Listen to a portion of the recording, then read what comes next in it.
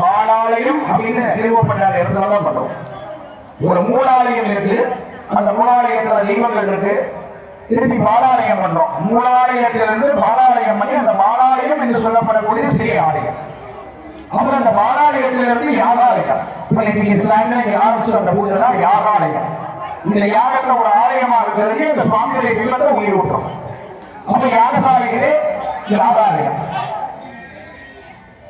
அப்ப யாகாலயத்திலிருந்து ஒரு சுவாமி சிவ ஆகமங்கள் ஆகா ஆகம விதிப்படி ஆலயத்தினுடைய சிவாகம ஆலயங்கள் எல்லாம் தர்மஜீர போட்டு மறுபடியும் யாகாலயத்திலிருந்து மறுபடியும் சுவாமியுடைய ஜீவனை இந்த இறை சக்திய மூலாலயம் அப்படின்னு சொல்லக்கூடிய மூலஸ்தானத்துக்கு கொண்டு வருவோம்.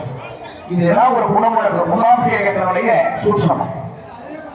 அப்ப கோபுர விமானத்துல புனித நீர் ஊற்றும் பொழுது கரெக்டா இறை சக்தி எம்பெருமானை அணுகிறோம். கண்டிப்பா ஒவ்வொரு இடத்துலயும் இருக்கும்.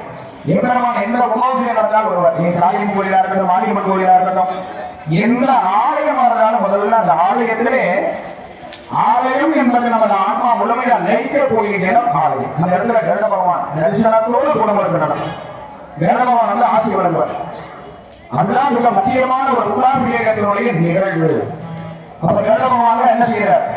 அவருடைய அனுகிரகத்தோடு கரெக்டான நேரத்தில் வந்து சுவாமி உயிரோட்டும் பொழுதும் வந்து காட்சி தருவார். அதே போல குடும்பத்துக்கு பண்ணும் பொழுதும் கண்ணில் காமிச்சிடுவார். நான் இந்த இடத்துல இருக்கேன், எம்பெருமானாலும் இந்த இடத்துல நாங்கள் போயிருக்கோம் அப்படிங்கிறத அதன் மூலியமான அதன் முக்கிய காரணம் நம்முடைய முழுமையான பக்தி, இறை வழிபாடு. சுவாமியை நாம் எப்படி வழிபடுகிறோம் என்பதை வைத்துதான். சுவாமி கேட்கல, ஆடம்பரங்கிறது சுவாமி கேட்கல. சுவாமி நீங்க கையெழுத்து கும்பிட்டாலே போதும். சனாதன தர்மம் அப்படிங்கிறதுல ஆலயத்தினுடைய வழிபாடு பொறுத்த வரைக்கும் சுவாமி வந்து ஒரு சூரத்தை பொறுத்தினாலும் கற்பூரம் கரைவது போல அந்த கற்பூரத்தை ஏற்றுறோம், கஷ்டங்கள்லாம் கறி. அதுதான் சுவாமி விரும்புறது. 2 கரங்களை வைத்து கையெழுத்து கும்பிடுறோம் சுவாமி. நம்ம இந்து தர்மப்படிதான் ஆலயங்களை எத்தனையோ தெய்வங்களை உறவு முறை வைத்திருக்கோம். நம்ம சுவாமி என்ன செய்யறோம்? உறவு முறைகள் வைத்து கூப்பிடுவோம். தாயாகவும் தகப்பனாகவும் ஒரு ஜோதிட சாஸ்திரம்லாம் பார்த்தோம்னா நவ கிரகங்கள் இருக்கும்.